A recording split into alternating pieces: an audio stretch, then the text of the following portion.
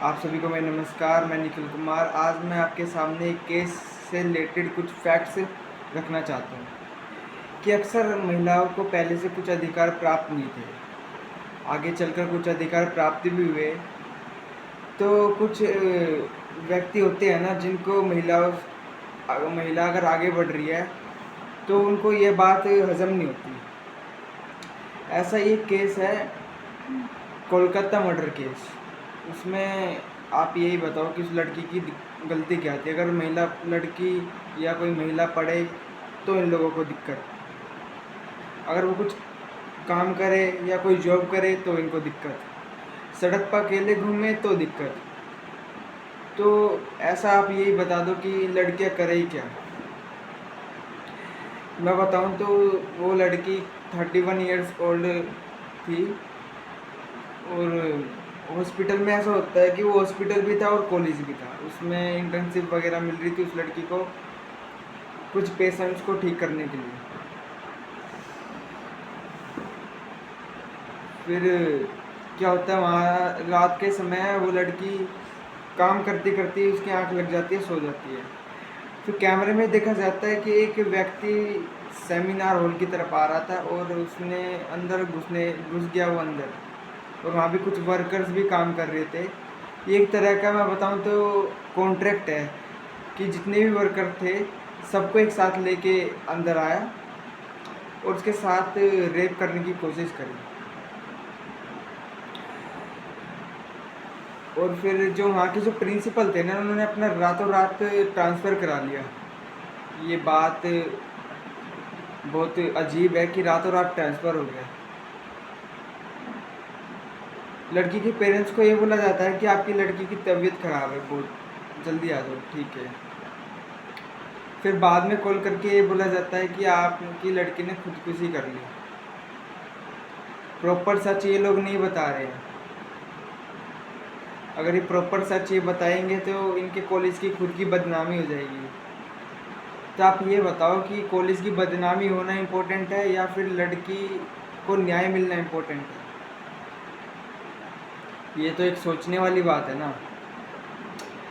अक्सर हमारे देश में ये भी देखा जाता है कि अगर कोई घटना इस तरह की हो जाए ना, लोग इकट्ठा होकर तो मोमबत्ती लेके तो चल पड़ेंगे, पर उसके ऊपर कोई आवाज़ नहीं उठाएगा। मोमबत्ती जलाने से कुछ फ़ायदा नहीं है। जब तक हमारे देश के कानूनी टाइट नहीं होंगे या उनमें अभी तो ढील बनी हुई है, जब तक हमारा देश उन चीज़ों पे डिसीज़न नहीं लेगा, तभी तो हमारा लड़कियों को, बहन बेटियों को न्याय नहीं मिलेगा। सरकार को इस पर ध्यान देना चाहिए कि न्याय क्यों नहीं मिलता, और गौर करना चाहिए कि लड़की की गलती थी क्या। लड़की की गलती थी नहीं। लड़की और जो व्यक्ति उसके अंदर एंटर हुआ था ना सेमिनार हॉल के अंदर, उसका नाम था संजय रॉय। उसका पुलिस से कनेक्शन था और वो हॉस्पिटल में कुछ वर्क किया करता था।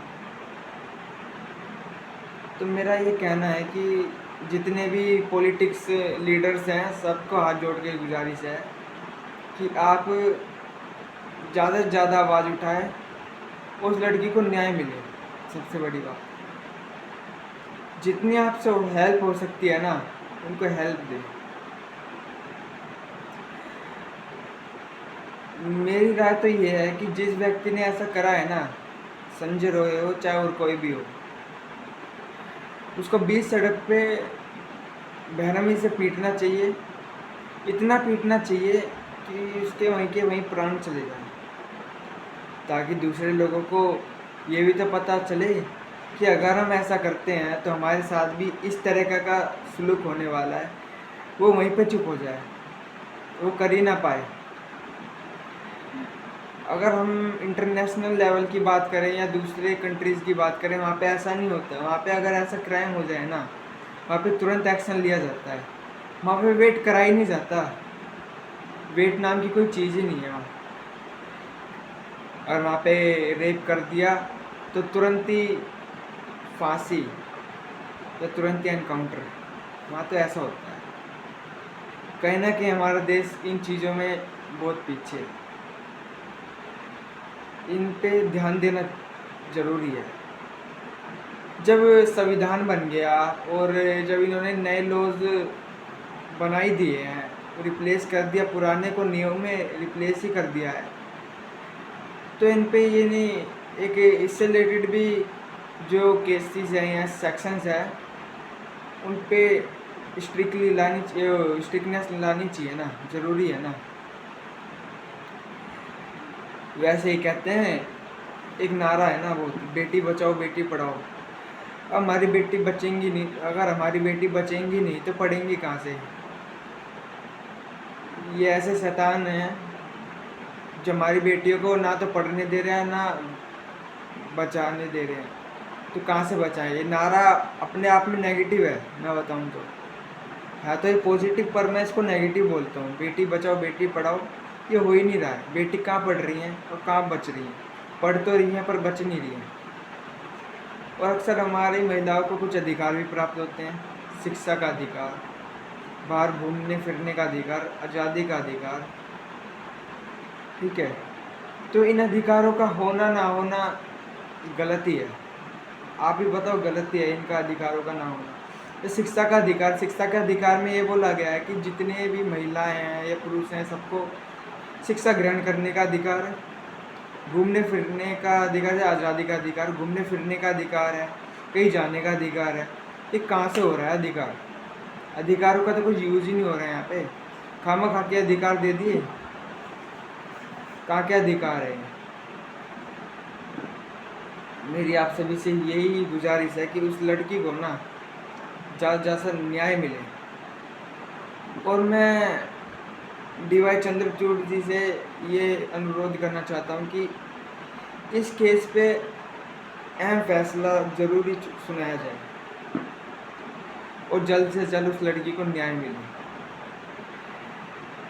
आप यही बताओ कि अगर किसी के घर में किसी की बेटी के साथ ऐसा हो जाए फिर क्या हो? और मैं उस संजय रॉय से भी ये कहना चाहता हूँ कि अगर तेरी बहन है ना तो अपनी बहन की तरफ सोच के देख कि अगर ऐसा ही तेरी बहन के साथ हो ना, जब क्या होगा? दूसरे की बहन को टॉर्चर करना तो बहुत आसान है, जब खुद की बहन पे बीते ना बहुत बुरा फील होता है। और मैं सुप्रीम कोर्ट से भी अनुरोध करूँगा कि जल्द से जल्द इस पे सुनाई जाए और जो संजय रॉय है ना उसको फांसी की सज़ा दी जाए। किसी भी हाल में वो बचना नहीं चाहिए। मैं खुद एक लॉ स्टूडेंट हूँ, तो इसलिए मैं ये बताना चाहता हूँ कि मेरी राय तो यही है, उसको जिंदा जला दो या फिर उसको जल्द से जल्द फांसी की सज़ा दो।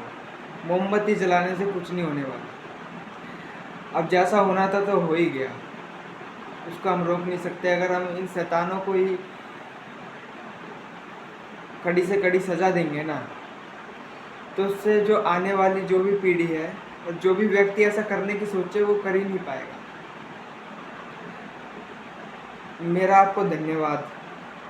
अगर आपका कोई भी क्वेश्चन है ना इससे रिलेटेड, तो आप मुझसे कमेंट्स में पूछ सकते हैं, मैं उसका रिप्लाई ज़रूर दूँगा।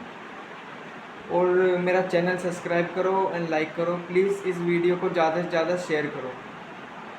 आपका बहुत बहुत धन्यवाद।